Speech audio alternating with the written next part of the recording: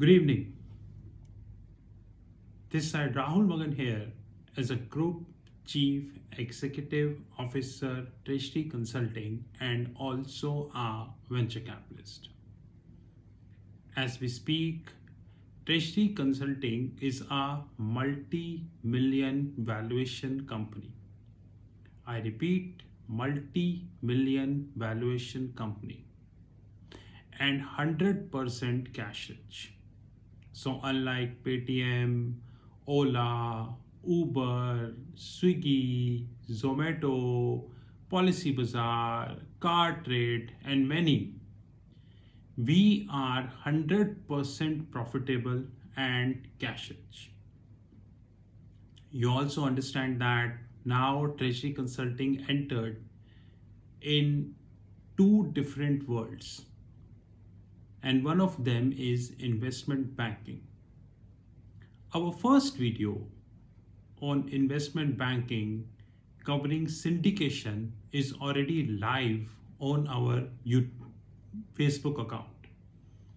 Probably in 2 to 3 weeks of time after editing, it would be live on our YouTube channel. Editing takes some time. Today we are covering another hot topic on investment banking titled Composite Products. I repeat, composite products. In this, I am taking an example of Reliance Industries Limited as a borrower and Goldman Sachs as a lender. I repeat, Reliance Industries Limited as a borrower and Goldman Sachs as a lender. But let me repeat, this is an example. But yes, in realistically also the similar deals happen. Lender is different, borrower is different, but the deal structure is more or less like this. So Mr. Ambani said many times in the public domain, annual general meetings, his internet appearances, various conferences he is attending, that he is really serious as far as the renewable space is concerned.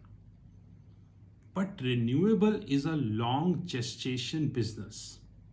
So please don't feel that renewable is a kind of business like a chola bhatura business wherein you just open the shop and you start selling. No, it is not a chola bhatura business. It's a long gestation business. So let's assume that Mr. Mukesh Ambani plans to spend near about 20 billion US dollars on renewables. 20 billion. But whole 20 billion cannot be invested at one go. So he decided to invest 5 billion each. It means 4 tranches of 5 billion. Okay. And assume he would like to raise this, whole 20 billion in 4 different tranches of 5 billion each. And every year he would be raising 5 billion, which means his target of raising 20 billion is for the next 4 years. I again repeat, this is an example. And let's assume they hire the top investment banker of the globe as we speak, Goldman Sachs, having a long history, highly successful investment banker, plus controversies. So Goldman is guiding to Mr. Ambani that do not take float products. Now by float products, I mean raising the money completely on the float based structure, and do not take the fixed products, which means raise the money on the fixed rate structure. So Mr. Ambani, Goldman is giving a suggestion to Mr. Ambani that take a composite product. Now what the hell is composite? Like the dictionary meaning of composite, lexical meaning of composite, which means compose, like we generally say This smart TV composed of YouTube, Amazon Prime, Netflix, Disney Hotstar, all apps are pre-installed. Decompose, exclude. So Goldman is suggesting to Reliance that I see the floating rate would come down. So Goldman is having a contra opinion compared to the market, who believes that the float rate would go up. So the future, according to Goldman, is more beneficial than we have present. So Goldman recommend Reliance to invest, to take our funding in fixed rate as we speak, and convert this into a float rate in a later stages of time. Heard me carefully.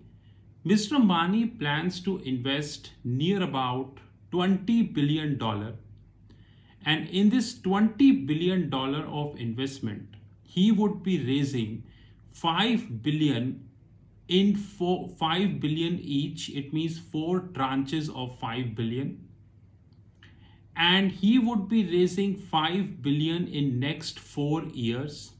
It means every year he would be raising 5 billion, and the tenure of the funding, which means he would be raising this 5 billion for 20 years, which means assuming the deal is struck 2022, he is interested raising money for 2042, because renewable is not a chola bhatura business. It's a long gestation business. You need to work very hard for that. Now, we do not know what would happen in next 20 years. No one knew. Maybe we will have another huge mess like Corona. Probably the whole glaciers of North Pole and South Pole will collapse. Probably we may have World War IV, World War V. We do not know. Anything can happen at any given point of time. So Goldman, being a top investment banker, keeping this a safe call.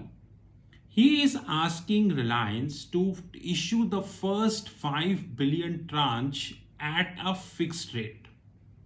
But the agreement which Reliance is signing with the investor is clearly telling that Reliance can convert this fixed rate into a floating rate structure. But there is a problem, huge problem. Because in a fixed rate structure, credit spread is included. It is just like you go to hotel, you ask for one champagne, assuming. Champagne cost you $1,000, assuming. Now this $1,000 worth of champagne includes the ambience cost of the hotel. Depends, it is 5-star, 10-star, air conditioned and everything. It includes the ambience cost. So they won't be telling you like this, guys, 800 is the champagne cost, 200 is the ambience cost. No, they are not stupid like that. They would say, guys, 1000 is the ambience, is the champagne cost, but this 1000 includes the ambience cost as well. So similarly, in a fixed rate, the credit spread is auto-inclusive. But in a float rate, credit spread needs to be computed, and that too periodically. Which, by the way, is a complex issue. Big complex issue. So Goldman needs to be aware that the agreement Reliance is signing in the interbank market, or a bilateral agreement, or a multilateral agreement, should have 2 provisions. Number 1, Reliance in a later stages would be able to convert this fixed rate liability to a float rate liability upfront. Now what the hell is upfront? Now upfront means that Reliance need not to take any derivative contract while converting a fixed rate liability to a floating rate liability. But there is alternate way also. And the alternate way is Reliance can take a derivative contract, probably a technical suggestion from Goldman Sachs, whereby they can convert this fixed liability to a float liability using a derivative products.